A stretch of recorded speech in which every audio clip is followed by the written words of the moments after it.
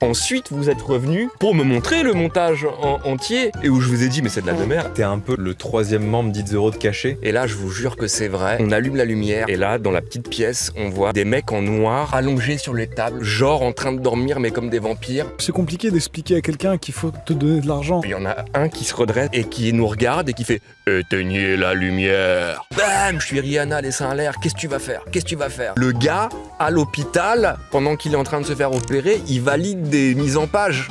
S'il te plaît.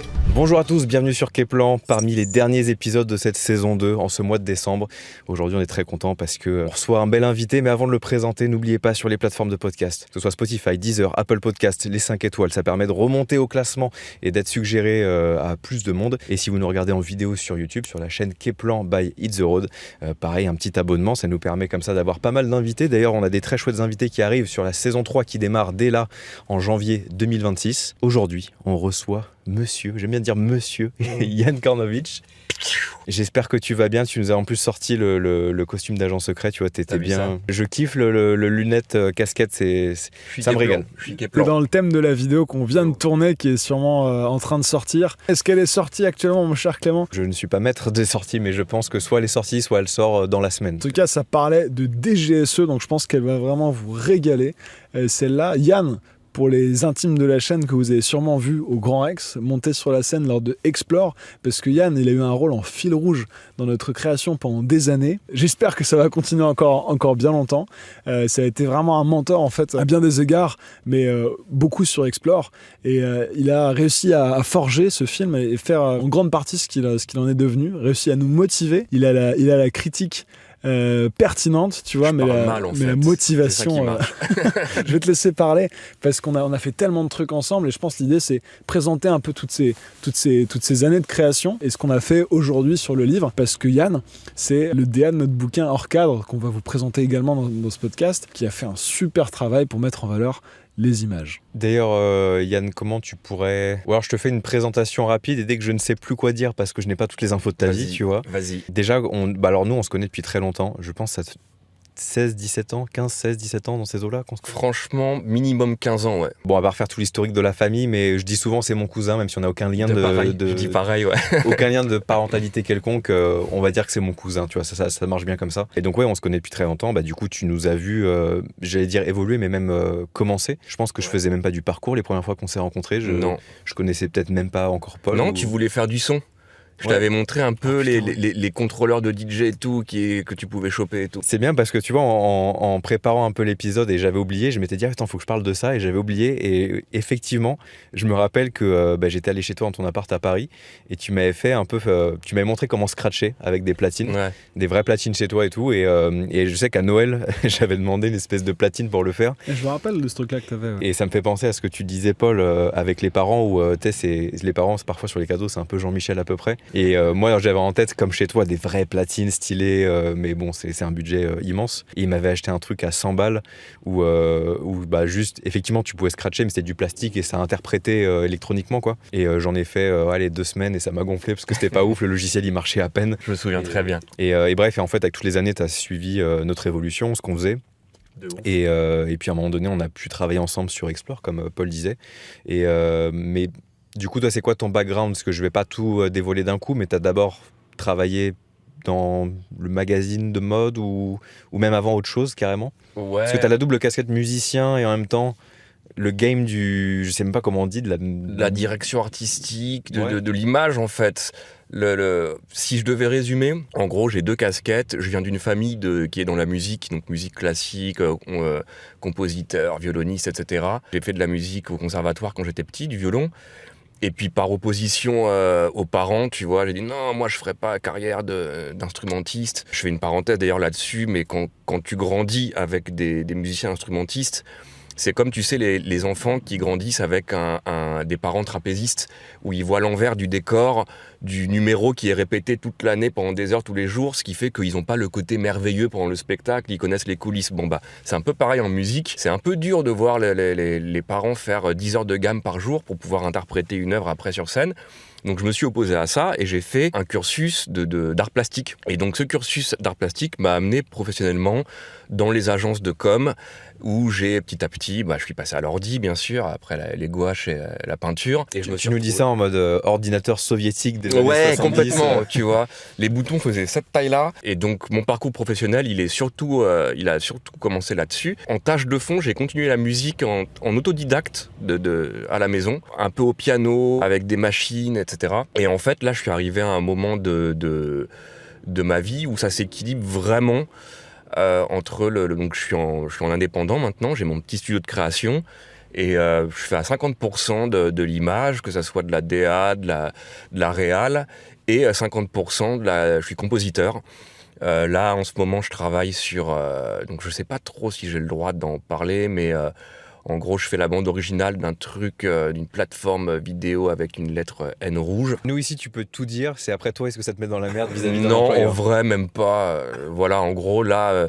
ça y est, je taffe pour du Netflix, quoi. Et nous, on a commencé à travailler ensemble, justement pour la facette musique, pour Explore. Et puis ensuite, on a continué à travailler, mais pour l'autre facette, qui est plus la facette de direction artistique, qui est un mot un peu... c'est un peu ésotérique, le mot direction artistique, pour les gens qui nous regardent. Ça veut dire quoi en vrai ? Même pour un mec dont c'est le métier, c'est un peu dur à expliquer. Tu contrôles un petit peu la judiciosité par rapport à l'époque actuelle, d'un ton, d'une image. Donc c'est pas forcément que l'image d'ailleurs, c'est aussi un territoire visuel, ce que ça raconte. Moi, je pense que t'es un peu le maître de l'expérience. Tu sais que c'est marrant. C'est marrant que tu dises ça parce que toute mon adolescence, j'ai fait du jeu de rôle à fond la caisse, tu sais, Donjons et Dragons et compagnie. Moi, j'étais l'appel de Cthulhu, donc les trucs d'épouvante, et je pouvais faire que maître du jeu. Je refusais d'être joueur, fallait que j'écrive le scénar et que je le fasse jouer. Donc c'est marrant que tu dises maître de l'expérience, quoi. En gros, j'ai un melon comme ça, tu vois.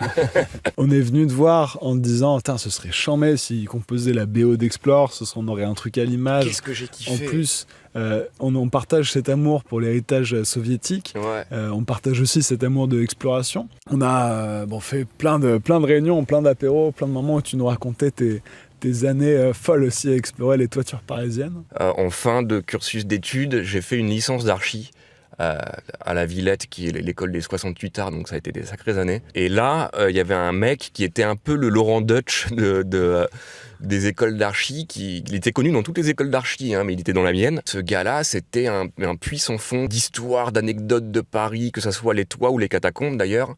Et ouais, j'ai eu 3 ans où on s'appelait on avait un blaze, on s'appelait les utopistes actifs. Alors on était super fiers, tu vois. Et on jouait au poker sur les toits en se fumant des spliffs.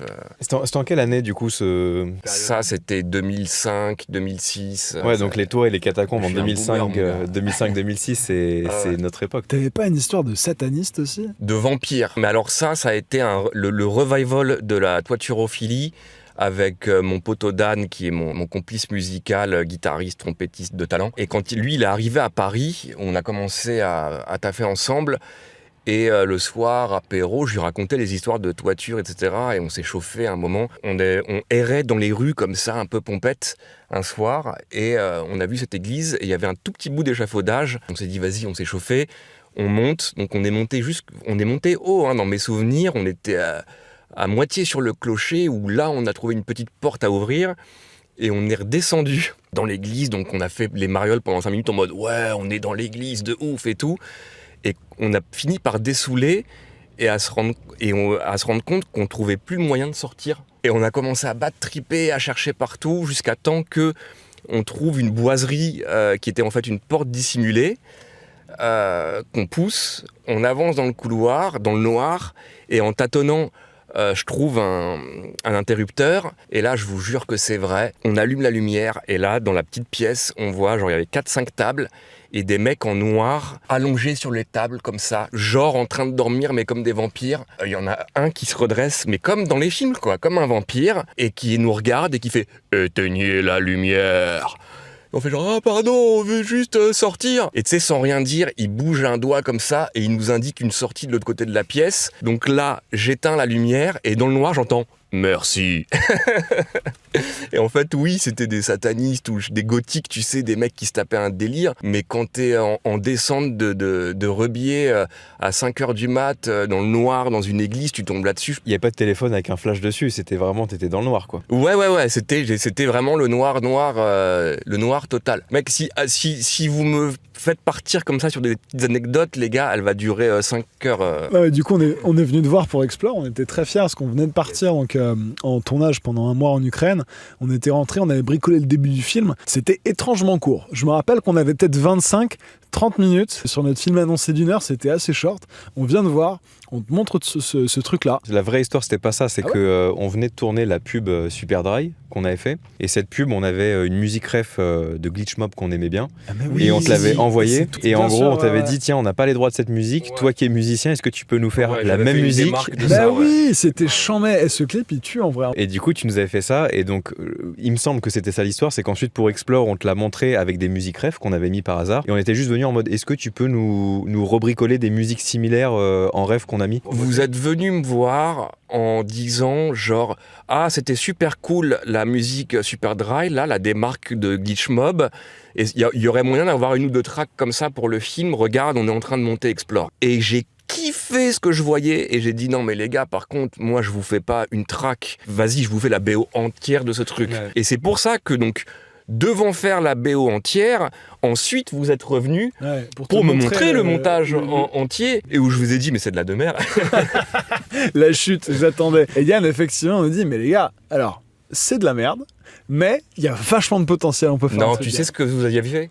Non. Vous aviez mis tous les faces caméra regroupés en un tunnel de 10 minutes au début, en expliquant toute la suite du film. Ouais. Je vous ai dit il faut re-shooter, où vous intervenez à cheval. Les premières interviews étaient donc chapitrées, comme tu dis, mais on s'était aussi tapé un délire vachement trop officiel avec la DA du siège en cuir, du rideau, la fumée, les lumières qui filtrent. Les premières interviews, entre guillemets, on les avait fait dans notre salon chez nous. Et donc ça, c'était de la merde, c'était mal joué, parce qu'en fait, on avait écrit un texte qu'on récitait, et du coup, on n'est pas des acteurs. Donc... ce truc-là. Et en fait, on récitait notre texte qui était mal joué. Moi, c'était ça que j'avais vu et qui m'avait refroidi de ouf. Et du coup, tu m'avais dit, ça faut refaire. Ouais. Donc ensuite, on avait tapé l'exploration du bâtiment à côté de chez nous à Cergy pour refaire des interviews. Attends, mais non, parce que ça c'est 1 an après, avec 1 an d'expérience de création sur YouTube, on a appris à parler à une caméra. Ce qu'on savait faire jusqu'à présent, c'était genre explorer des lieux, se filmer de dos une silhouette qui marche, tu vois. Ça on savait le faire. Bah, c'était un film muet à la base, Explore, et ça manquait de parler. Non, mais c'est vrai. C'est à ce moment-là, avec le retravail, la remotivation de Yann, qu'on a réussi à tout chapitrer, ajouter les bonnes interviews qui... et surtout grâce à vous, vous avez fait une courbe d'apprentissage, comme tu dis, en 1 an, où vous êtes passé, mais comme tout le monde, hein, il faut bien commencer quelque part, et tu commences où tu sais pas, même ta voix, comment la positionner. Mais je te jure que faire feuille blanche, repartir de zéro... Alors que t'as déjà mis 1 an dedans, tu vois. En fait, si tu veux, on l'a vraiment fait, parce qu'il y avait une ambition de ouf sur ce doc. On s'est dit, il y a tellement de gens qui nous ont soutenus, on peut pas sortir une bouse en ayant attendu 1 an. Il y a l'un de vous deux qui m'a envoyé un message en mode, t'es vraiment un enfoiré, mais t'as vraiment raison. Un truc genre...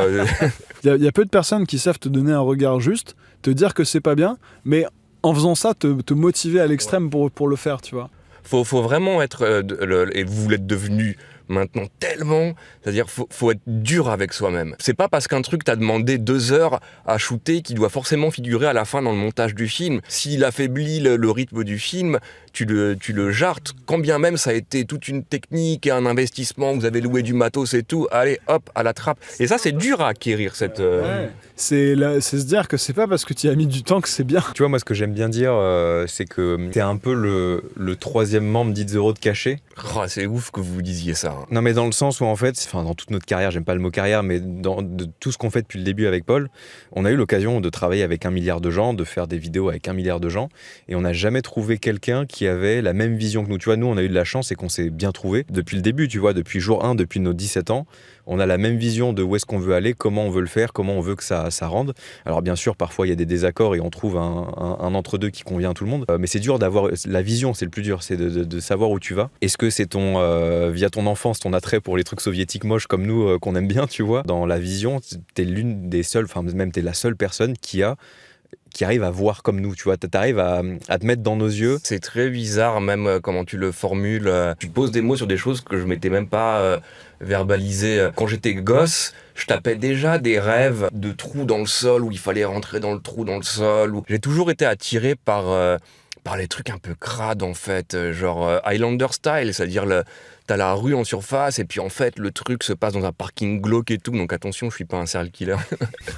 Ça peut vite drifter cette histoire, mais les trucs un peu cradingues dans la pénombre, voilà, ça m'a toujours fait kiffer. J'ai grandi avec ça, j'ai toujours été plus tendance Darkos. C'est comme si on s'était croisés dans les catacombes, en fait. Vous étiez dans les catacombes aussi, et puis on s'est croisés dans les mêmes catacombes en mode « Ah, t'es ici aussi, tu kiffes et tout », et on parle le même langage du coup, parce que il y a cette espèce de poésie du poésie du crade et de l'oublié. Ce qui est balèze, c'est que on n'a pas du tout le même âge, t'es quand même beaucoup plus vieux que nous, disons-le. Salopard. Non, je rigole. Mais tu vois, t'es la génération de mon plus grand frère, tu vois, on a 10 ans d'écart avec mon frère Christophe, et du coup, tes refs de Highlander et tout, moi je les connais via mes grands frères, mais c'est pas du tout mes refs à moi.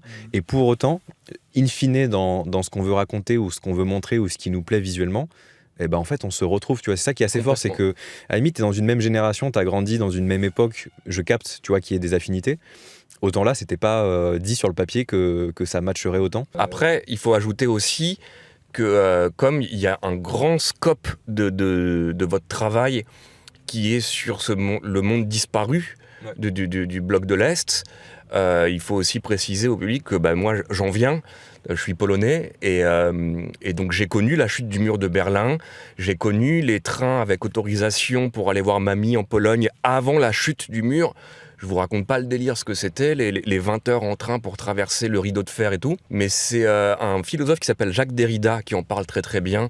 Il parle de ça comme de l'anthologie. Anthologie avec un H comme hanté, le spectre qui plane comme ça de ce monde disparu, et ce spectre-là, il n'a jamais disparu, et c'est quelque chose d'intangible. Il y a de la vieille architecture brutaliste dont je me rappelle de mon enfance qui date de ça, j'ai grandi avec ça, et donc je pense que vous, dans votre travail, ça fait évidemment des résonances avec quelque chose que je trimballe en moi, tu vois, puisque j'ai un tout petit peu chatouillé ce monde disparu, quoi. Mais ce qui est curieux, c'est que si je me remémore tout, en fait, moi, je vois pas pourquoi j'ai aimé ça, parce que que ce soit les jeux vidéo auxquels j'ai joué, les livres que j'ai lus, et là où j'ai grandi, à aucun moment j'ai été confronté à ça.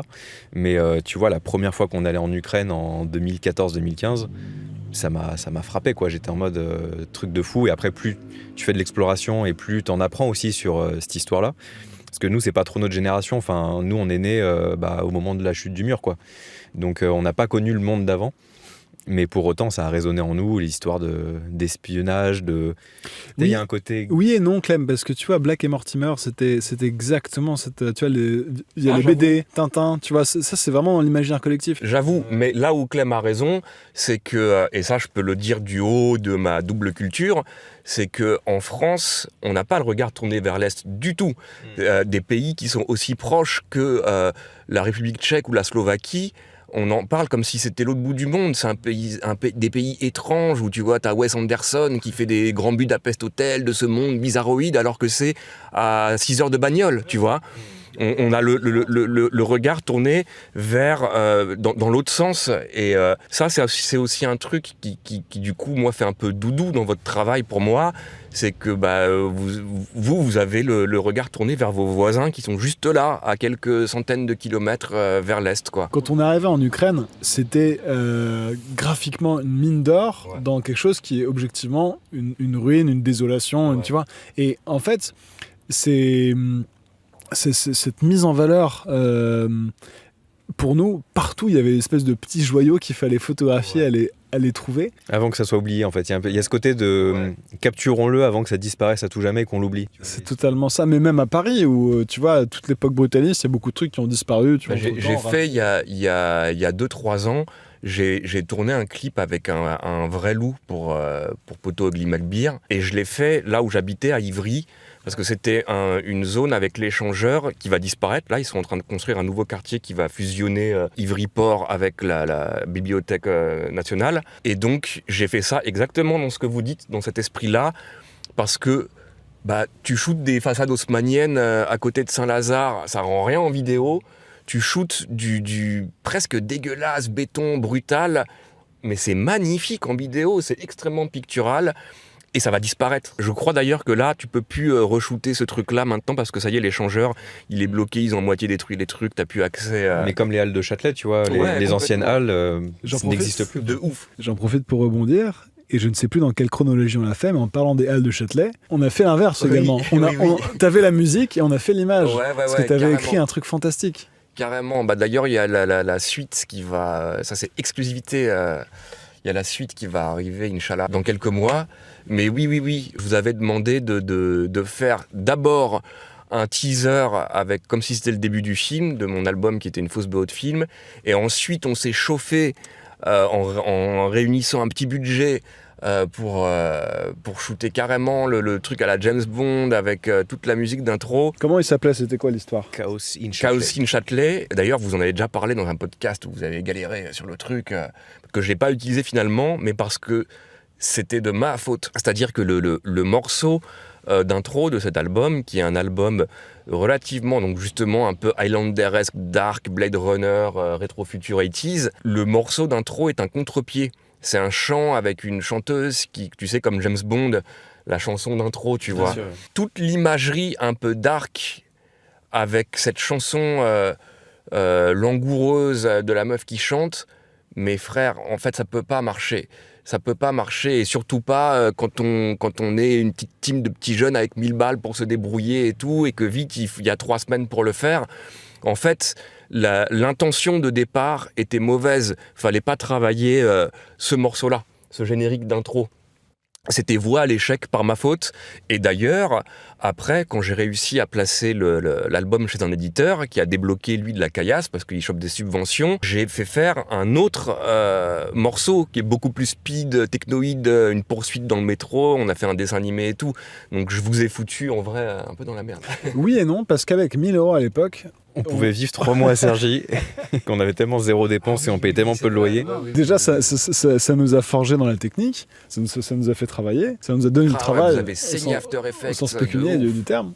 Ouais. Tu vois, donc non, aucun regret, parce que même, tu vois, les trucs qui ne servent pas, enfin, même on était content de produire ce truc-là, on était fiers, tu vois. Avec ta direction artistique et tes retours. Alors ça, c'est moche. Qui était aux fraises totales. Et du coup, le truc, tu voyais une espèce de poursuite... Tintin dark sur le train avec des stremons, mais avec une musique dont le tempo t'entraîne pas, qui est pas une musique de poursuite, qui est pas une musique de c'est tendu et tout, avec la nana qui chante comme ça. Et en fait, ça marchait pas, quoi.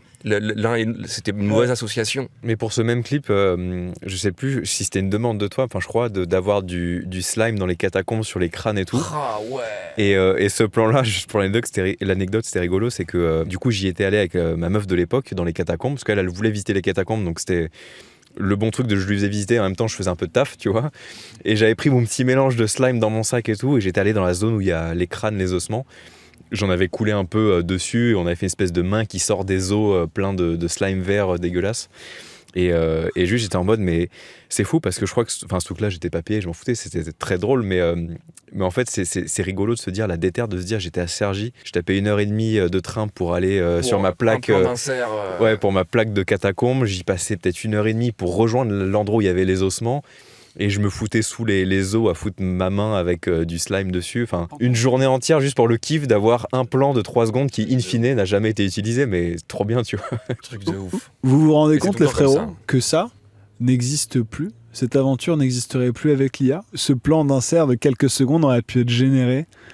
Ça aurait coupé totalement l'aventure, tu vois. Je suis pas... je pense qu'on n'est pas les seuls. Les gens aussi vont finir par préférer des choses moins bien faites pour de vrai que des choses super bien faites pour de faux. J'ai un bon ami et voisin réalisateur IA, donc grosse pointure du filmmaking IA directement, et lui il disait non, ça va donner encore plus de poids au réel. C'est ce que je pense aussi, pas économiquement, mais artistiquement, ouais.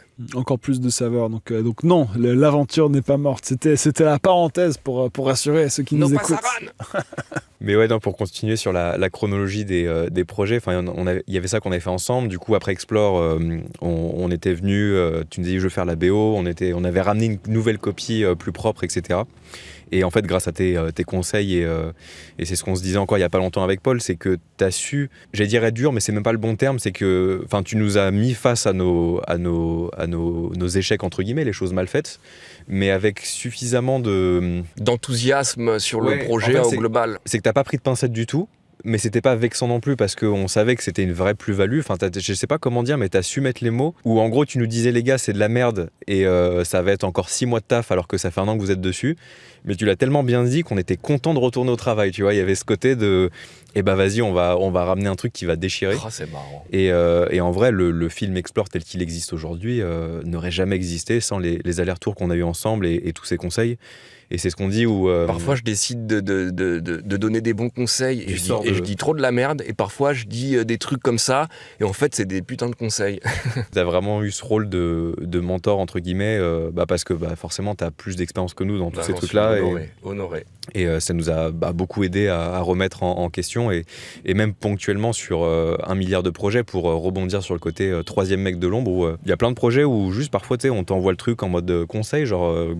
Qu'est-ce que t'en penses juste d'un œil extérieur et c'est assez plaisant à faire et c'est pour ça que là on était trop contents de retravailler ensemble sur le bouquin qui sort là. Notre nouveau bouquin qui est déjà sorti quand cet épisode sera sorti lui aussi. Donc les précommandes partent le 10 décembre. Soyez à l'affût pour ceux qui ont déjà précommandé, préacheté. Mais déjà parlons-en de ce bouquin pour ceux qui ne l'auraient pas encore fait. Tu Bien vois, sûr. ceux qui sont quelque part à convaincre. Je rigole. Pour vous faire découvrir en quelques mots ce livre, on s'est rendu compte qu'en dans les 5 dernières années, on avait fait plus que dans les 10 d'avant. Et donc on s'est dit, en fait, il y a carrément du matos pour refaire un livre et on vivait un peu dans cette frustration du premier livre qui certes était très beau, tu vois, très abouti malgré tout, mais il lui manquait du contexte, de la saveur, pouvoir apporter des récits immersifs qui rendent encore plus délicieux, tu vois, les infiltrations. Il était charmé, mais il allait pas aussi loin que vous qui êtes des fous, vous vouliez que ça aille, quoi. C'était l'idée de sur ces aventures exceptionnelles qu'on a vécues dans les 5 dernières années, du Christ de Rio, de la Chine, de la mine de sel, de Buran, tu vois, à la fois les mettre ensemble dans un livre physique, mais pouvoir donner une plongée comme aucun autre média peut faire, parce que le texte et l'imagination et pouvoir se plonger dans un récit, ça te transporte beaucoup plus que des images en vidéo en tout cas, où tu vois tout est offert directement à la vue, tu vois. Et c'est plus pérenne. Absolument, ouais. Ça, enfin bon, c'est pas pour vous lancer une série d'argumentaires, mais moi, un truc que j'aime beaucoup, surtout dans le livre, c'est le fait que, tu vois, on a chacun des écrans différents, des iPhones, des Samsung, des téléviseurs, tu vois, quand on regarde nos images. Et les photos, les couleurs sont interprétées différemment sur chaque. Le livre est le même pour tous. Ça veut dire que chacun, tu vois, en prenant le bouquin, déjà qu'il y a un objet physique, et ça c'est super satisfaisant, et qui fait 240 pages, c'est un gros bébé, et en le prenant, t'as vraiment l'aperçu de l'intention originelle, des vraies couleurs quand on était sur place, parce que tout a été travaillé dans ce but-là. C'est un contrôle fric, hein. Donc ils kiffent pouvoir avoir la last touch. On est sur les secrets de fabrication, donc je peux pas encore tout vous dire, mais un jour je vous dirai tout, vous saurez tout, mais vous comprendrez que notre perfectionnisme, c'est déjà une valeur qu'on partage avec Yann. Mais pour la perfection et pour la beauté du geste, on va très très loin. Très très loin. On est déterminé. Donc voilà, on était déterminé à faire un bel ouvrage et ça n'aurait pas été aussi beau sans le concours de Yann. Pour revenir du coup... C'est pour ça que j'ai mis des lunettes, parce que je suis en train de chialer en fait. Alors tout ce qu'on dit, on le pense. Pour de vrai. Et pour le bouquin, ouais, ce qui est cool, c'est que le premier, tu vois, en le refeuilletant justement quand on commençait à écrire le deuxième, j'étais en mode, c'est trop bien, les images sont cool et tout, mais ça fait très vite best-of d'images où en fait, t'as quasi que de la double page de photos, etc. Avec au mieux une petite indication de c'est à tel endroit, à telle année. Là, c'est l'inverse total. Et c'est l'inverse total, mais ce qui est cool, c'est qu'on a 100 pages de plus. Donc en fait, on a toujours le même nombre de best-of d'images, mais avec 100 pages de plus pour du texte, de l'immersion, donner aussi des détails qu'on peut parfois pas donner en vidéo, non pas que ce soit top secret, mais juste YouTube, t'es quand même conditionné dans une histoire de storytelling, de watch time, il faut que les gens regardent jusqu'au bout.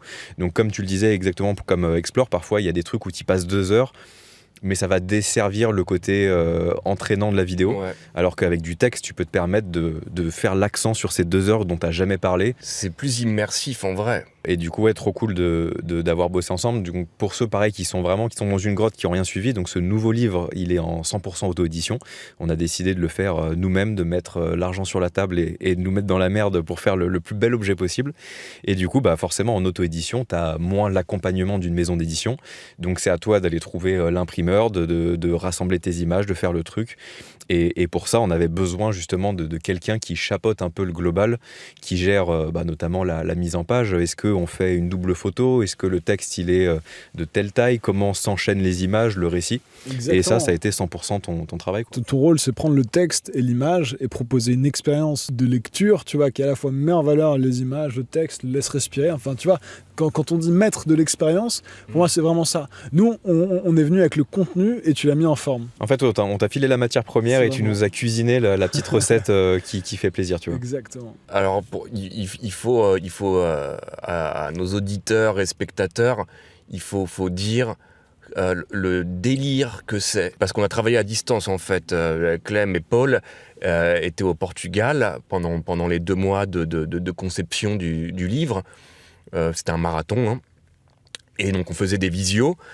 Et moi, je recevais du matos comme ça, régulièrement. Et puis, j'avais constitué une petite équipe. D'ailleurs, je leur fais une petite dédicace. Arthur, graphiste, et Sidiki, chef de studio. Et donc, moi, j'ai patouillé une charte.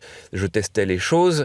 Et puis, je transmettais aussi à Arthur, qui mettait en dur dans ce que j'avais préparé. Et en fait, on s'appelait tout de suite derrière quand Clem et Paul nous envoyaient des choses. Arthur me rappelait ou je l'appelais à chaque nouveau chapitre pour dire non mais t'as vu ce délire de ouf et tout. Enfin vraiment tu découvrais des bails, des photos d'exploration. Tu te dis mais c'est complètement fou. Et ça, t'as 250 pages de ça, de souffle coupé, de genre mais qu'est-ce que c'est, mais où ils ont été. Puis après tu plonges dans le paragraphe, dans le chapitre, t'apprends qu'en plus il y a eu une galère et que à 99,9% de chance ils pouvaient pas la faire, cette taufe que là t'as devant les yeux, mais qu'ils ont réussi parce que, enfin c'est vraiment un délire. C'était un délire. Et surtout, tu vois, en vidéo, t'as une fenêtre. Tu vois, je veux dire, quand tu regardes une vidéo, tu as un écran, c'est ta fenêtre, tu vois, sur le machin. Mais sur le livre, tu as 2 pages, tu vois. Tu peux mettre en perspective des images. Tu peux très facilement tourner la page pour te replonger dans l'univers de celle d'avant, tu vois. Et donc, tu as une vision un peu globale du récit. Et la temporalité est différente aussi, parce que, comme tu l'expliquais, pour des raisons d'attractivité, de format, vous devez aller à l'efficacité. Alors que dans le livre, tu peux un peu errer. Et t'as une temporalité où tu vois le temps, la nuit qui passe, tu la sens passer la nuit qui passe, où vous attendez avant de pouvoir rentrer dans le next hangar et tout. C'est vraiment différent. Donc je fais pas un peu le chef marketing et tout, mais si vous êtes à fond dans la chaîne et dans les films des Hit the Road, en fait vous pouvez pas passer à côté de ce bouquin parce que c'est comme si la chaîne c'était en 2D et le bouquin c'était en 3D, vraiment. Tu vis le truc de l'intérieur, quoi. Maintenant qu'il est fait, qu'il est prêt, qu'il est en train de se faire empaqueter, emballer, etc. Est-ce qu'il y a eu des trucs que tu nous as pas dit, par exemple, pour pas nous mettre dans le jus, ou est-ce qu'il y avait des trucs, des galères ou des trucs où, je sais pas, on a mal fait, où on était borné, enfin j'en sais rien, tu vois. Ouais, non, il y a eu une galère j'ai fait une galère où j'ai fait toute la charte. On était à 10 jours de l'envoi à l'imprimeur. Et heureusement qu'il y a un endroit en fait où j'avais mal calculé mon coût de nombre de pages et tout, et il me manquait en fait de la pagination, donc de quantité de pages, le contenu à mettre. Donc il y a Arthur qui m'appelle, qui dit genre dis donc on est à 210 pages là parce que clac. Et je dis mais attends c'est bizarre ce truc là. Et moi j'ai une petite tendance un petit peu poil de mouche, expo, palette Tokyo, le petit truc précis machin. Et donc du coup, dans cette optique-là, j'avais fait un texte tout petit. En vrai, mon texte, il était tout petit, les lettres. Si ça avait été imprimé comme ça, les gars, on aurait dit une notice de médicament, quoi. Et donc, heureusement qu'il y avait un délire, un truc qui me disait « Wesh, on est à 210 pages, là, t'es sûr tu m'as tout renvoyé et tout ?» Et donc, je regarde et j'ai remouliné tout le bouquin en changeant du coup la mise en page du texte et en mettant un corps qui est agréable pour la lecture. Et ça, je vous l'ai pas dit parce que si ça s'était passé, Aïe. Mais c'est sûr qu'il y a, tu vois, même il y a une différence entre voir le travail sur l'écran et ouvrir le livre, tu vas regarder les pages, sentir l'objet, et puis tu vois la lecture, je trouve qu'elle est très agréable. Mais ça j'ai l'habitude. J'ai fait ça pendant quelques années. Donc non, là c'était une erreur. Je sais pas. Je me suis mis dans un délire un peu arty et j'ai déconné sur le truc super important qui est est-ce que le texte est cool et facile à lire C'est ça qui est cool aussi d'être trois, tu vois, c'est que il y en a forcément un qui a un regard plus artistique où le but c'est faire un bel objet. Et il y en a forcément un autre qui a un regard plus sur l'accessibilité. Bien sûr. Et puis chacun sauve les fesses de l'autre en vrai. Genre fais gaffe ça. Ah ouais, j'avais pas vu. Depuis le début, on dit que c'est toi qui as un peu chapeauté le truc, etc. Mais c'est parce que tu as quand même une grande expérience là-dedans. Je sais pas si tu as envie de nous parler un peu de tes années, soit au Lui magazine ou sur d'autres trucs. Ce qui était marrant en fait, pourquoi on a pensé à toi pour faire ce job, c'est que là tu en retournes un peu dans le passé, etc. On est en, je crois, 2014-2015. J'ai fini mes études dans le sud, donc je reviens à Paris pour retrouver le mec qui est à l'arrière de la voiture pour travailler avec lui. Quelle idée. Et du coup à ce moment-là, tu vois, nous on commence un petit peu à aller sur les toits de Paris. Il n'y a pas encore beaucoup de gens du parcours qui vont sur les toits. Il y a la 3F qui venait de faire un projet, etc. Et donc, on commence à accéder un peu et à faire de l'exploration sur les toits de Paris. Et à ce moment-là, je crois que j'avais fait vraiment une vidéo de 3 minutes avec juste une petite musique sympa en mode, tiens, ces 2 derniers mois, on a fait tel spot, tel truc. Enfin, j'ai fait un petit montage à la con. Et pour une raison qui m'échappe, soit je l'avais partagé publiquement, soit je te l'avais juste envoyé en mode, tiens, ouais, on a fait ça, c'est cool. Et l'anecdote est assez rigolote, c'est que donc tu regardes ça sur l'ordi du taf, et je crois qu'à ce moment-là, tu as, je sais pas, soit le mec au-dessus de toi, ou peut-être le directeur qui passe et qui voit en fait les sauts de parcours sur les toits et qui commence à être... L'histoire, c'est que moi, j'étais l'assistant du directeur artistique du magazine, et donc je voyais les moodboards qui étaient préparés de tous les shoots qui allaient venir. Il y avait une rubrique qui s'appelait le vestiaire, qui était hérité des années 70, où les mecs trouvaient comment rendre des pages shopping un peu cool, tu vois, et pas juste du shopping. Et donc, le vestiaire, c'est des mises en scène où tu vois des fringues, des accessoires, etc. Mais c'est des photos un peu stylées, et voilà. Donc, il a fait des trucs, tu sais, dans des casses automobiles, en mode Pulp Fiction, etc. Et là, j'ai vu qu'il était en train de préparer des moodboards de parcours, quoi, en fait, de mecs qui font des trucs de ouf, des toits de Paris. Et donc, exprès, j'ai mis sur mon écran, j'ai maté ça et tout, je fais genre, ouais, Eric, il fait genre, ouais, bah voilà, c'est un truc comme ça que j'aimerais bien faire et tout. Je fais genre, bah moi, je les connais, ces gars-là, si tu veux, on peut prendre eux. Et donc, du coup, lui, il a dit à la prod, bon bah vas-y, allez voir Yann, il va vous donner le contact de machin, nanana. Et ça s'est fait comme ça. Donc en vrai, c'était une passe que je vous faisais. J'avais réussi à placer le... Encore une fois, c'était magnifique. C'était, je sais plus, on n'était pas très bien payé non plus pour ce truc-là, mais non, par rapport à on s'était fait arnaquer, mais laisse tomber, c'était proverbial. Les arnaques, on peut en parler en plus parce que maintenant le mec, il est mort peu à son âme, entre guillemets. Mais Jean-Yves Le Fur, qui était le propriétaire du magazine Lui et de l'agence de com où on bossait, c'était dans les mêmes locaux. Et c'était proverbial, c'était une espèce de margoulin mafieux qui payait personne, qui a escaladé la montagne de la réussite un peu à la Bernard Tapie, mais plus autour des meufs. Donc il s'était serré Stéphanie de Monaco, fin années 80. Okay. Le prince régnier avait grillé que ce gars-là, en vrai, c'était le prof de tennis de Stéphanie de Monaco, ok ? Le prince régnier voit très bien que ce gars-là, il va me la faire à l'envers. Et donc, je crois que l'histoire, c'est qu'il le convoque, il lui dit combien, et donc le Jean-Yves Le Fur, il annonce un tarot pour laisser la fille du prince tranquille, et il monte à Paris avec ce gros magot. Il a commencé sa fortune comme ça. Incroyable. Et ensuite, il a monté des agences de mannequins, mais il était dans les boîtes de nuit. C'était un peu le dealer de de toute la jet-set parisienne pendant des années. Donc, on connaît le magot de Stéphanie de Monaco. Je vous ai fait une passe, mais en vous mettant pas dans les mains les plus recommandables de Paris, quoi. Déjà, on était refait de l'expérience parce que les 2 photographes qui étaient sur place, c'était des pointures. Donc déjà, ouais, Michel Sedan, il est chambé, Michel Sedan. Ouais. Tellement de photographes qui m'inspirent, mais Michel était très, très, très, très, très bon. Et donc, c'était un plaisir de faire ça. Et puis, encore une fois, mine de rien, tu vois, même 200 € à Cergy, c'était pas rien, tu vois. Mais on avait parlé, je crois, je crois que c'était dans la saison 1, donc c'était sur la chaîne principale, cet épisode-là, mais Je crois que c'était 3 journées complètes de shoot. Et on était payé 200 € pour les 3 journées. Sérieux? En fait, à la base, c'était 250 € par personne pour 3 jours de shoot. On était 4. Et ça s'est transformé en 200 pour tout le monde? Non, et en fait, nous, tu vois, c'était le début et on connaissait pas trop les trucs de fiscalité, de machin. Donc, ils nous avaient dit 250 €. On était en mode, ok, très bien. Et on avait juste une petite auto-entreprise pour facturer. Et quand tu es auto-entrepreneur, tu factures pas la TVA parce que factuellement, c'est la loi. Il n'y a pas de TVA sur les auto-entrepreneurs. Et du coup, au moment où on envoie la facture, alors qu'on a tout shooté, on s'était mis d'accord sur 250 par personne, la meuf de l'agence qui gérait le truc nous rappelle en mode sur votre facture, il n'y a pas la TVA et tout. Et du coup, on lui explique, mais en n'étant pas sûr de nous, mais c'est ce qu'on avait lu, on lui explique, bah non, il n'y a pas de TVA, on est auto-entrepreneur. Et c'était à l'époque, c'était un statut un peu nouveau, tu vois, c'était pas aussi démocratisé qu'aujourd'hui. Et du coup, elle dit non, nous, il faut qu'il y ait la TVA. Donc du coup, c'est 200 €, c'est pas 250, vu qu'on peut pas mettre de TVA, c'est 200 €.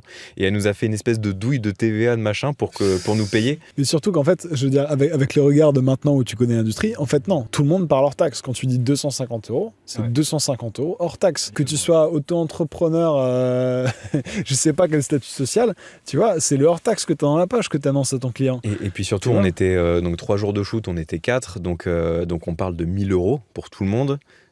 Qu'elle fait baisser à 800 €. À l'échelle d'une boîte, 200 € d'économie, c'est rien du tout.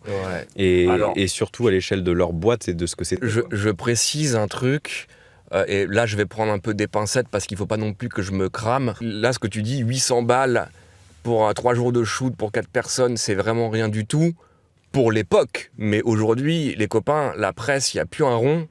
Donc 800 balles pour 4 personnes, bah, c'est un peu le tarot que tu vas trouver partout. Et ils vont te dire bien sûr, oui, mais c'est visibilité et tout.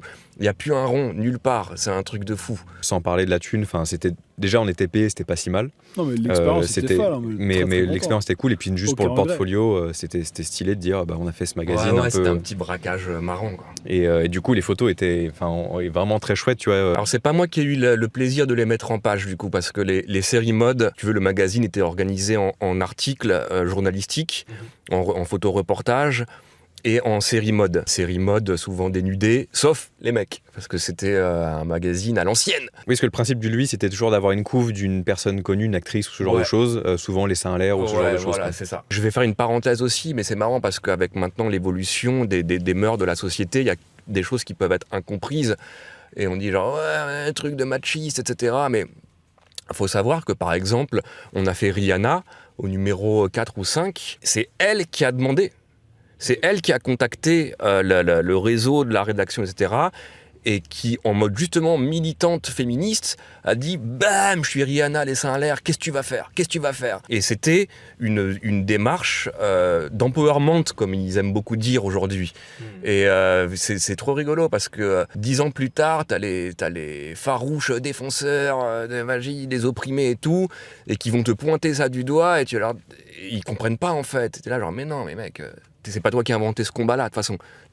T'inquiète, ça fait longtemps que le combat il est mené, et il y a plein de manières de le mener. Bref, je ferme la parenthèse. Et donc moi, je maquettais les articles, les photoreportages et les articles journalistiques, pas les séries mode. Donc je vous ai pas encore mis en page à ce moment-là. Il a fallu attendre 10 années. Plus de 10 années pour que je puisse mettre en page les Hit the Road. Maintenant c'est fait, bam. Je rebondis sur ces histoires d'argent. C'est...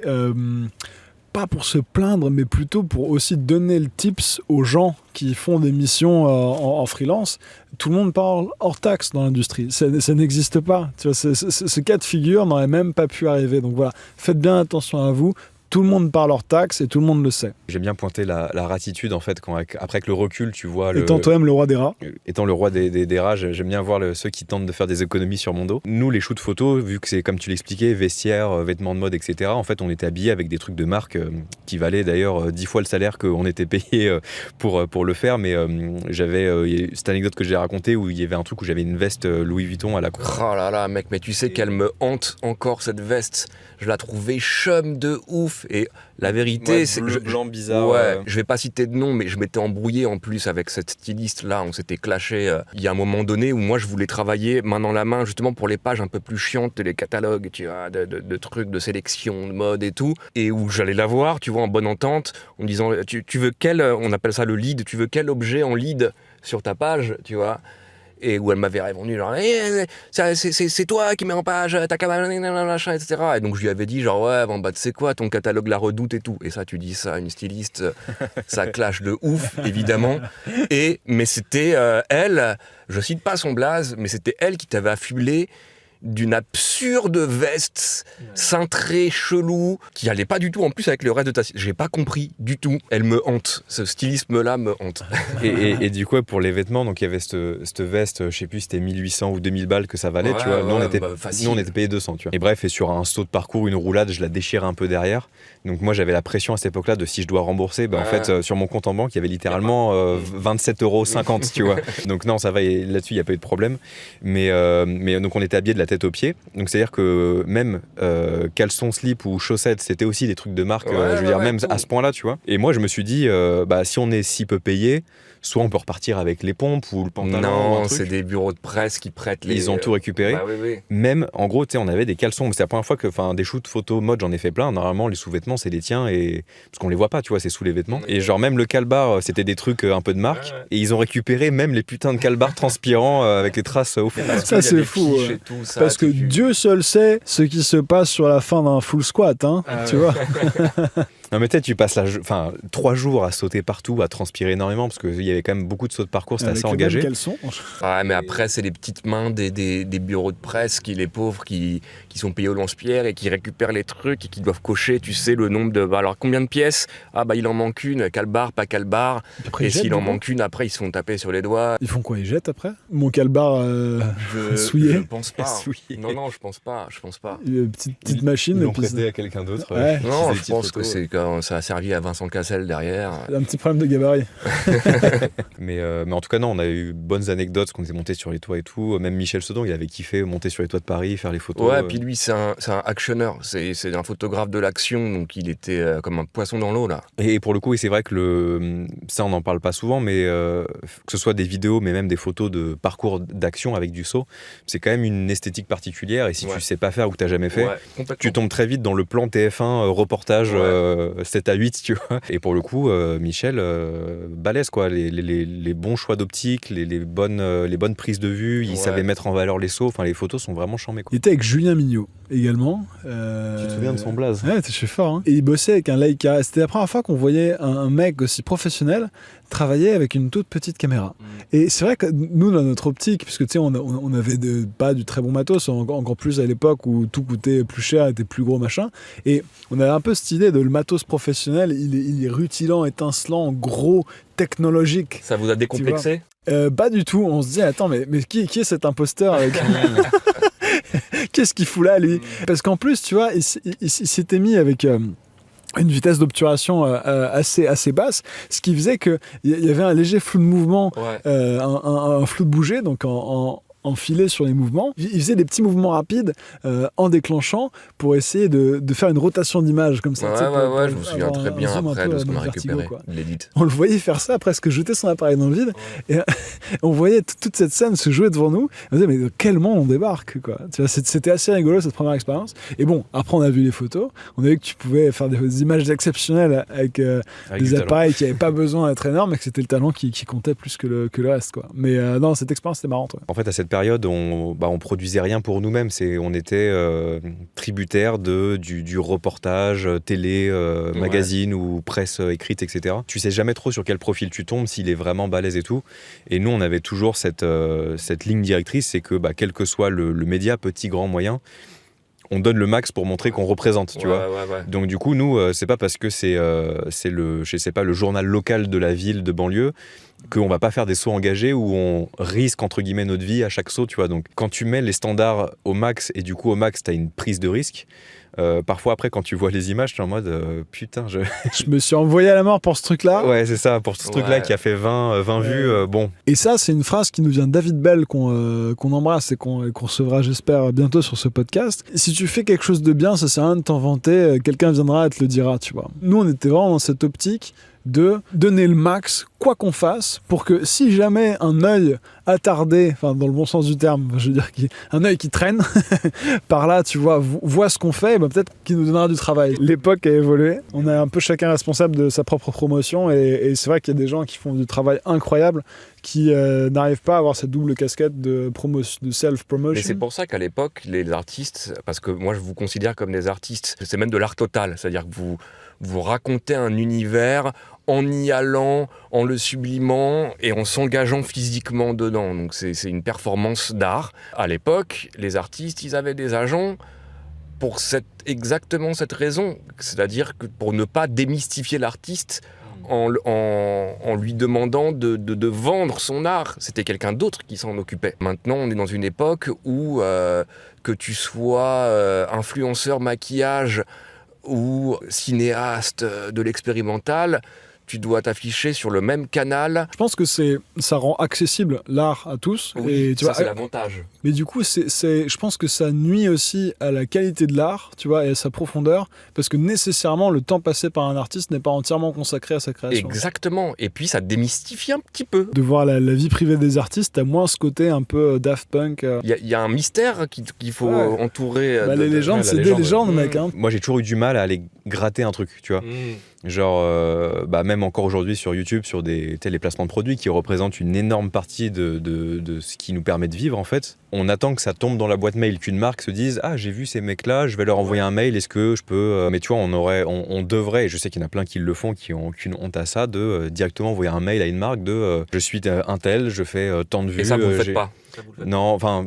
dans des très rares cas, quand c'est vraiment une marque dont on a besoin d'utiliser le produit ou un truc un peu niche ou ce genre de choses et que c'est vraiment hors budget et que s'ils peuvent faire un geste, c'est cool, tu vois. C'est plus par temps, tu vois, c'est vraiment le manque de temps qui nous empêche de faire ce démarchage-là. Mais aussi ce truc de gratteur, j'aime pas trop aller demander de l'aide ou aller gratter un truc. Et moi, je suis comme toi. C'est compliqué d'expliquer à quelqu'un qu'il faut te donner de l'argent. Ouais. J'aime pas le côté viens me donner de l'argent et je te fais une promo. Pareil, je trouve qu'il y a un côté pas humiliant, mais de soumission un peu à autrui.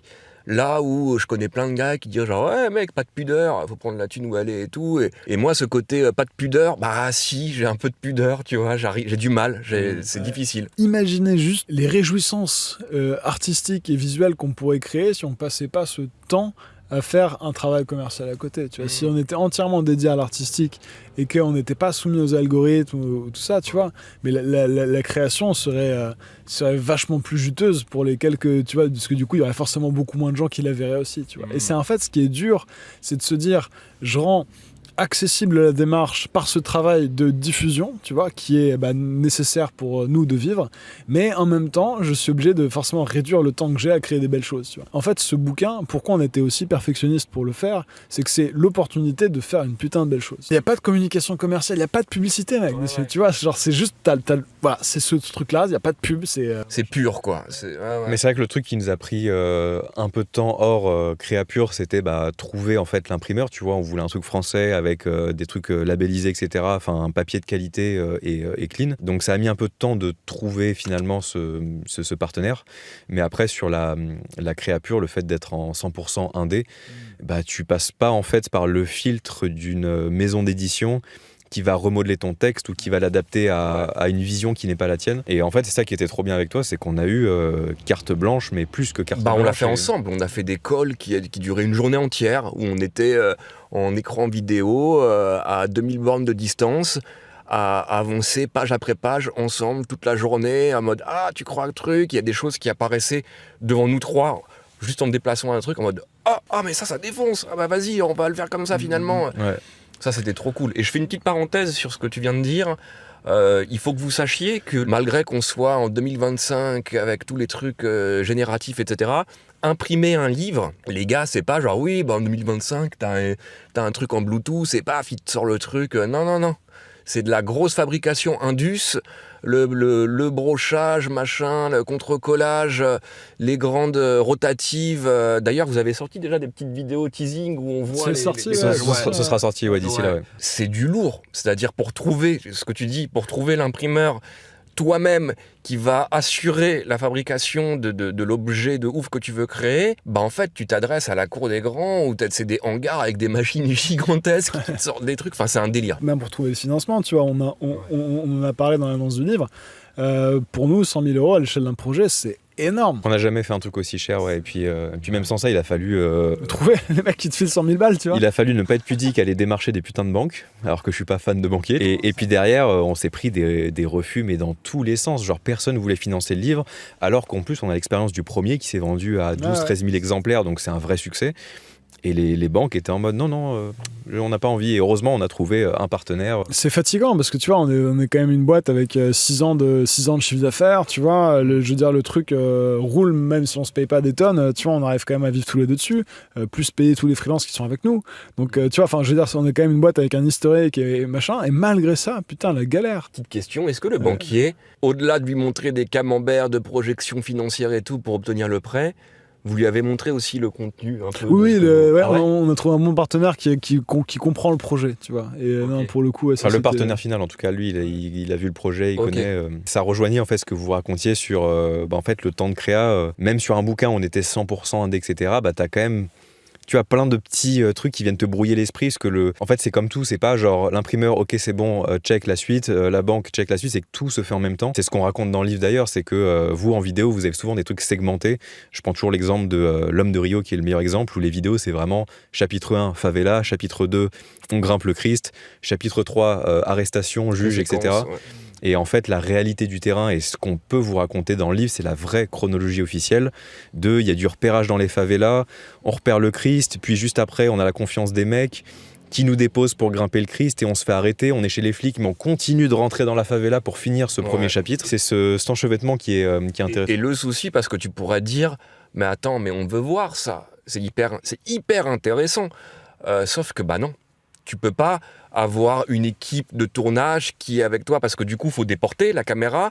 Tu as une équipe de tournage qui est censée te suivre pendant des trucs qui doivent rester scred, etc. Donc, tu peux pas l'avoir ça au format film. Tu peux que l'avoir au format livre. En fait, avoir le contexte de se dire, ok, les mecs sont dans les favelas, donc avec des trafiquants de drogue, des gens qui sont pas très bien vus, on va dire, par les autorités. Mais en parallèle, ils passent devant le juge, ils sont arrêtés par la police. Enfin, tu sais, le mélange des deux mondes où, en fait, c'était vraiment ça qu'on se disait avec Paul, c'est que ce moment-là, on vivait comme dans un film où le matin, t'es convoqué chez les flics à devoir expliquer ton truc, trouver des manières douces d'expliquer ton travail.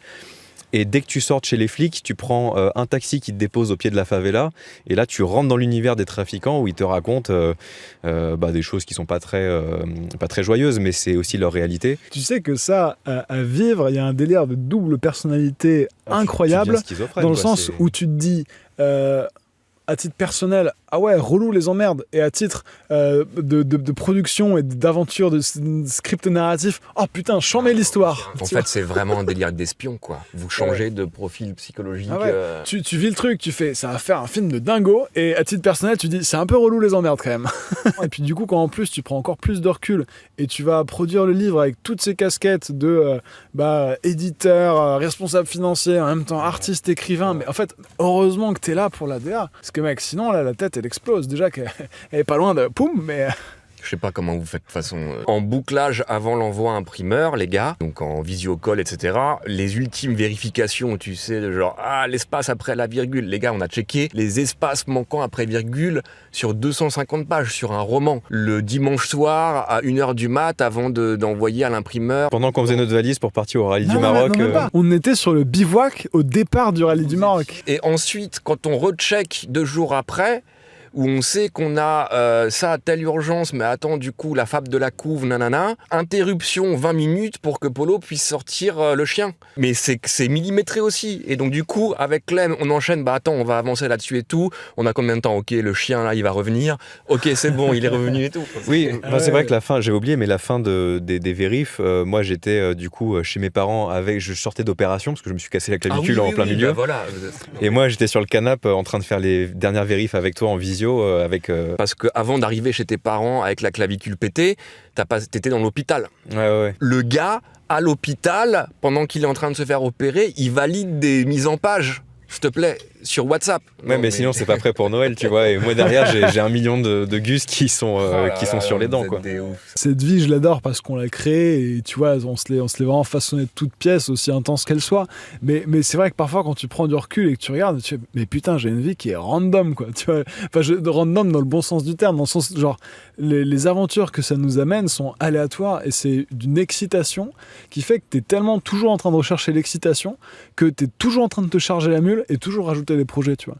Parce qu'on pourrait genre délayer, tu vois, ce qu'on fait en 1 an, on le fait en 1 an et demi, et du coup tout serait un peu plus mou, tu vois. Mais je pense qu'on n'y arriverait pas parce qu'on a besoin de l'urgence pour créer. Si j'ai tout le temps du monde, je vais attendre d'être dans l'urgence pour faire le travail. Et au-delà de ça, je pense que si tu as tout le temps du monde, tu as tendance à vouloir faire plus. Et on en parlait il n'y a pas si longtemps, le cliché du 80-20, 80% d'efforts pour faire les 20% derniers de perfection. Et c'est pas forcément rentable de mettre autant de temps dans la petite finition. Et avec le temps, on a appris un peu à sortir un peu de la trop de perfection pour faire des projets différents et ne pas refaire un Explore qui te prend 1 an et demi à monter. Et il y a ce truc-là là-dedans, dans ce que tu racontes, où il faut arriver un petit peu à se dire, ok, je vais pas aller fignoler, je vais aller à l'essentiel. Et du coup, avoir trop de temps, je trouve que ça te donne de la tentation à vouloir faire le petit détail de mettre la petite cerise en plus qui est pas forcément nécessaire, mais qui va te demander 15 jours pour rien, tu vois. En gros, les gens feront pas la différence entre avec ou sans la cerise. Mais toi, en termes de travail, ça t'a demandé énormément de temps pour, tu vois, ce petit truc. Après, vous êtes particulièrement perfectionniste. Ouais, mais beaucoup moins qu'avant quand même. Enfin, beaucoup moins. On est perfectionniste en mode standard It's the Road, le label vert tamponné, tu vois. AOC. Mais on essaye quand même le plus possible de privilégier l'accessibilité. Ouais. Est-ce que vous avez un compteur d'énergie dans la tête quand vous êtes en train de modifier un détail là, etc. Est-ce que vous avez une alarme qui dit genre, attends frère, t'es en train de dépenser pas mal d'énergie là, alors que la semaine pro, il y a ça, peut-être garde ton énergie. Vous avez une espèce de boussole comme ça? Moi, j'ai une alarme à minuit, et en général, l'alarme à minuit sonne vraiment quand je suis dans un truc où genre j'en ai encore pour 2 ou 3 heures, tu vois. Ouais, vraiment, t'as ce truc de genre, ok, stop. Non, du coup, je peux pas, tu vois. En gros, le fils part à la crèche à 9h. À 9h02, je suis en train de travailler, tu vois. Je bosse souvent jusqu'à 15h, 15-17, c'est genre sport, tu vois, donc je vais faire de parapente, de la bécane, machin, avec Clément quand il n'est pas tout cassé. Et après, du coup, 17, le fils rentre, 17-20, c'est avec la famille, et après 20, 2-3 heures du mat, c'est le travail, quoi. Ça veut dire que je dors de 2h à 7-8 heures, tu vois. En vrai, 6 heures, si c'est pas interrompu, j'arrive, tu vois, à tenir le coup, et c'est le petit sacrifice que je fais pour quand même avoir 2 heures d'activité physique par jour sans délaisser la famille. L'alarme d'énergie, moi, c'est plus en mode, bon, le projet doit sortir dans 24 heures ou 48 heures. Où j'en suis, si j'ai vraiment le temps et qu'on a déjà tout fini, bon, je vais fignoler. Ouais. Si je sens que c'est short, je suis en mode, allez, on va à l'essentiel. Donc, la petite carte interactive qu'on avait prévue qui va prendre une demi-journée pour pas grand-chose, on zappe, on remplace par un autre truc. Moi, c'est plus ça, c'est plus la deadline est là et en gros, 24-48 heures avant, état des lieux de on en est où. Et en fonction, essentiel ou allez, on se permet de se faire plaisir et de faire des petits trucs en plus, quoi. Je vous pose la question parce que c'est un truc que j'ai eu avec vous sur ce livre où il y a des moments, je vous mettais des petits taquets parce que comme vous êtes ultra perfectionniste, qu'est-ce que ça veut dire aussi? Ça veut dire que vous voulez vraiment tout tester. Ma position faisait que j'avais une vue d'ensemble des étapes qui nous attendent, très concrète, bête et méchante. Donc je vous ai mis 1 ou 2 petites claques en mode, les gars, faut trancher là. Là, on a ça marche bien. On roule là-dessus ou pas? Je veux une réponse là dans les 10 secondes parce que derrière on a... Est-ce que vous faites ça vous-même aussi régulièrement? De dire genre, vas-y, il faut trancher, on va là on se le fait un peu l'un à l'autre aussi, tu vois, parce que chacun est dans son truc, tu vois, et du coup, quand on se fait des points, on se dit, non, là maintenant, alors stop, on annule ça, on fait autre chose, tu vois. Enfin, en fait, la stratégie, souvent, c'est à 2. De toute façon, vous n'avez pas le choix pour être aussi productif, faut tailler dans le lard. Nous, ce qu'on fait, c'est que souvent, t'en as 1 ou 2 qui lead un projet et tout, donc c'est lui qui a un peu le go final et cut, qui va, tu vois. Quand on est à deux, on essaye de faire au mieux, mais de plus en plus, en fait, on se répartit le travail. En gros, naturellement, il y en a un qui est plus à l'aise avec tel ou tel sujet. Là, est-ce qu'on a le droit de dire que c'était toi qui étais principalement à l'écriture sur le bouquin ou pas? Ouais, carrément, parce que Clem, comme on parle de lead en fonction des projets, ouais, ça oui. peut être bien. Parce que Clem, il est analphabète, c'est ce que t'allais dire. Non, mais non, je disais justement que Clem mène un lead fantastique sur les vidéos YouTube, sur le travail avec les monteurs, sur tout ça, tu vois, où en fait, il faut répartir le travail, et même dans l'idéal, il faudrait qu'on arrive à le déléguer, ce travail, tu vois. Mais c'est trop l'identité du truc. Parce que nous, le problème qu'on a, c'est sûr que le nerf de la guerre, c'est les vidéos YouTube. Ouais. C'est que, en fait, les vidéos YouTube font la visibilité du projet, et donc cette visibilité permet de nourrir un livre, des vêtements, des films par exemple, ou ce genre de choses. Si tu coupes les vidéos, tu coupes tout. Il n'y a pas cette notion d'on a un magasin physique avec des gens qui vont acheter des trucs dont ils ont besoin au quotidien. Et donc ce travail de faire des vidéos, il est ininterrompu. Mais tu as quand même eu le temps malgré ça, parce que c'est principalement Polo qui écrivait donc le journal de bord, un roman. Tu sais, c'était un Google Doc en temps réel. Donc moi, je voyais en temps réel les commentaires de Clem. Donc malgré que toi, tu as plus le lead sur les vidéos YouTube, tu venais quand même, et je comprenais un petit peu comment c'était très marrant à voir, je comprenais comment vous opériez, parce que par la force des choses, vu que c'est principalement toi qui écris, tu vas avoir des choses plus vives en tête, en souvenir, mais où toi, tu suivais tout le fil de ces souvenirs, et où tu intervenais avec toi les choses qui étaient vives dans ta tête à toi, en disant, mec, il faut absolument que tu parles de ça, là, ça rajoute de la dangerosité, te rappelle-toi, il y avait ça, on a failli se péter la gueule, ou nanani nanana. Mais c'est ça qui est hyper important à l'écriture, c'est qu'en fait, le narrateur est l'omniscient, c'est nous, c'est on, c'est, tu vois, Paul fait ça, pendant que Clément fait ça, tu vois. Et du coup, c'est important d'avoir le regard des deux, donc il fallait qu'il y en ait un qui fasse une trame, avec ses souvenirs, et il fallait que l'autre apporte les siens pour que ça ping-pong, tu vois. Vous mélangiez vos rushs de souvenirs, je parle. Sur des vidéos qu'on appelle débriefs, donc par exemple le fameux débrief de Tchernobyl ou de la Tour Eiffel, où on est posé dans un canapé et on raconte l'histoire du début à la fin. Ces vidéos-là, on les écrit pas dans le détail, c'est qu'on note les points importants qu'il faut pas oublier, donc on a une trame. Mais après, on raconte de manière naturelle, et justement, souvent, on se prévient pas à l'avance. Donc comme tout à l'heure, tu vois, en tout début d'épisode, tu as commencé à me parler de cette histoire de musique et tout, et ça m'a rappelé le souvenir de mais oui putain, mes parents m'ont acheté le truc, et du coup tu as ce côté naturel de ça me réveille le souvenir et ça me rend enjoué, alors que si à l'avance on s'était prévu, je suis pas acteur, je vais être malaisant, ça va être bizarre, et tu vois ce que je veux dire. Concrètement, moi tu vois, sur le travail avec les monteurs, donc ça prend beaucoup de temps, mais en gros dès que j'ai fini de faire mon maxi Google Doc avec tous les retours, d'ailleurs paix aux monteurs, parce que parfois j'écris beaucoup de choses et beaucoup de pages, donc il y a beaucoup de retours, et donc du coup en fait j'ai souvent un temps mort en fait, où une fois que j'ai fini mes retours et que j'envoie le truc au monteur, le temps que lui les lise, les process, il se passe 1 ou 2 jours. Donc je cale tous les monteurs, donc il y a toujours un petit délai, donc ce qui fait qu'une fois que j'ai fait les retours pour tous les monteurs, tous les projets, et le temps d'avoir les retours du tout premier, j'ai un petit délai d'1 jour ou 2, et c'est là où je faisais la lecture du bouquin. Cette manière de travailler avec les monteurs, moi j'ai en gros j'ai la vision d'ensemble, où vu que j'ai pas les mains concrètement dans le montage, j'ai encore l'œil frais du nouveau spectateur, où j'arrive à en fait regarder de loin et dire, pour le storytelling, pour le watch time et tout ça, il faut raconter l'histoire de cette manière, virer ce passage qui est trop long pour garder un rythme. Et là, ce qui était drôle pour le livre, c'est que du coup, j'ai essayé d'avoir le regard de chef monteur comme je fais actuellement, où en gros, j'avais toute l'histoire de Paul. S'il y avait un oubli de sa part, je rajoutais mon souvenir en plus. Mais j'essayais d'avoir ce rôle de, ok, je dézoome l'histoire, je lis, et quand je sens que je commence à m'emmerder ou à perdre les lignes parce que je lis de loin, c'est que là il y a un problème, donc on va rentrer dans l'art, et sur ces 3 lignes, comment on le rend plus dynamique, ou on rajoute un souvenir en plus, quoi. Donc j'ai essayé d'avoir vraiment le dézoom pour me dire, ok, je suis nouveau lecteur, et à quel moment je m'emmerde. Enfin, j'avais vraiment cette notion de watch time YouTube, mais sur un objet qui n'est pas censé être assujetti au watch time, tu vois. Mais et c'était rigolo à essayer de... T'as converti un workflow sur un autre médium, mais c'est pour ça que ça coule si bien. On lit les histoires, on lit vos récits, ça se lit très bien, quoi, les gars. C'était le gros projet de cette fin d'année. Très content de l'avoir fait avec toi, et du coup, dans la foulée, comme tu disais, ça faisait longtemps qu'on n'avait pas retravaillé ensemble. Le dernier vrai gros projet, c'était Explore, et je crois que ça date d'il y a bien 4-5 ans la sortie, je crois. Plus 5-6 ans. Ça faisait un bail, donc on a kiffé refaire ça avec toi. Et donc on s'est dit, comme ça on vous l'annonce aussi, que sur la marque de vêtements, tu vois, vu qu'il y avait vraiment cette synergie sur la DA, sur la vision, sur tous ces trucs. Encore une fois, on est tellement pris par 1 milliard de projets qu'on n'a pas le temps de mettre notre énergie dedans. Et en fait, avec Paul, c'est un truc qui est de plus en plus frustrant pour nous, c'est de se dire, on a un potentiel de ouf sur tel ou tel objet, tel produit dérivé ou tel business annexe, mais en fait, juste le nerf de la guerre, c'est le temps. Et on peut pas, du coup, se mettre à 100%. Et c'est trop frustrant de se dire, il y a un potentiel de fou, mais je peux pas y aller, tu vois. C'est presque en mode, j'ai l'aptitude de grimper en haut de cette montagne, mais il y a un corridor de militaires qui m'empêche d'y aller, je pourrais jamais y aller, alors que j'ai les capacités d'y aller, tu vois. Et du coup, on s'est dit, faut qu'on construise une équipe, qu'on s'entoure un peu plus pour cette marque de vêtements où il y a des trucs trop chouettes à imaginer. Il y a trop de trucs à faire qui vont... Parce que dès le départ, c'était déjà le cas avec la capsule que vous avez déjà sortie.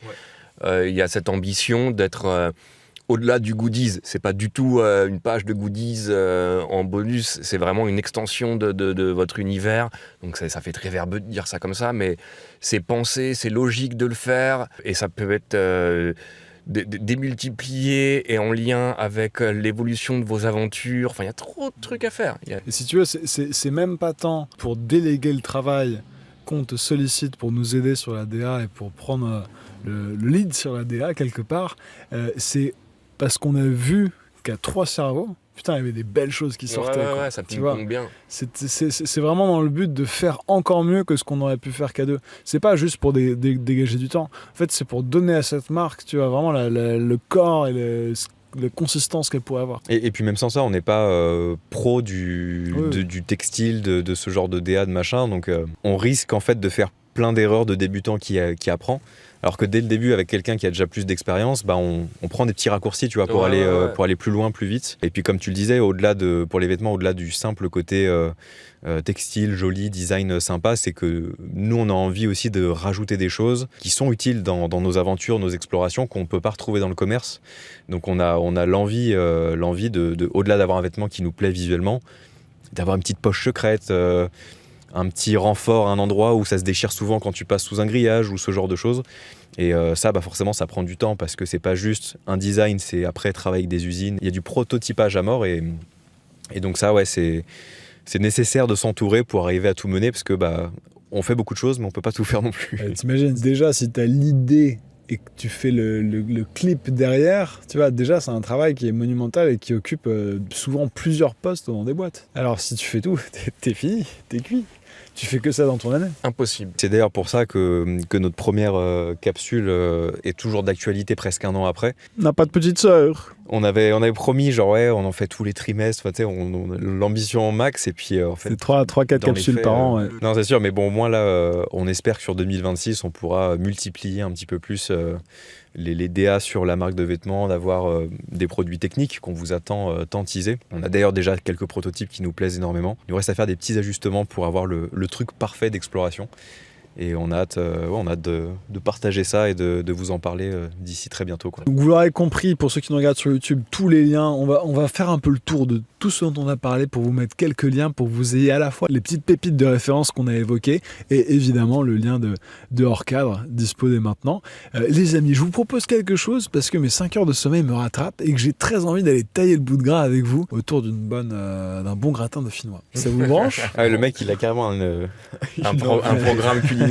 Bon, je vous fais plein de bisous les amis, pensez à noter ce podcast 5 étoiles sur toutes les plateformes, nous mettre un joli petit commentaire sur YouTube avec vos réactions, ça nous fait toujours plaisir de vous lire et on vous lit tous, donc voilà, prenez bien soin de vous. Yann, est-ce que tu as un projet qui sort Pour l'instant, c'est encore... T'as pas encore Caroline Châtelet tome 2 Ouais, voilà, et qui n'est pas vraiment tome 2. Pour l'instant, c'est encore en sous-marin. Le process a bien avancé, mais j'ai shut down tout. Mon Instagram, il n'y a quasi plus rien. J'ai tout viré.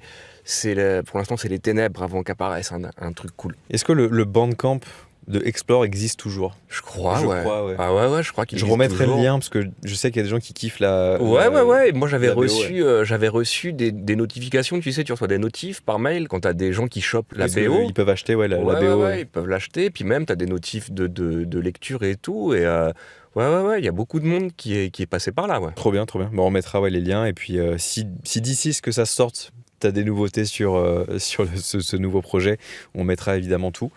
De toute façon, les gens vont te revoir bientôt parce qu'en fait, là, on a juste parlé de 10% de ta facette, parce que tu as eu 1000 vies différentes et je pense qu'on se fera un épisode un jour vraiment full musique parce que tu vois Au studio. Ouais, au studio, je pense. Que tu vois, sur le making-of d'Explore qu'on avait fait sur la partie musique dans ton studio, moi j'avais kiffé je sais pas, tous les petits secrets. En plus, maintenant, t'as encore plus de petits jouets pour Non, faire. mais laisse tomber, C'est maintenant un c'est délire, mec. la Batcave, mec. Il a 1000 petits bidules qui font des sons entre le paradis et les enfers. Des instruments, de la batterie, des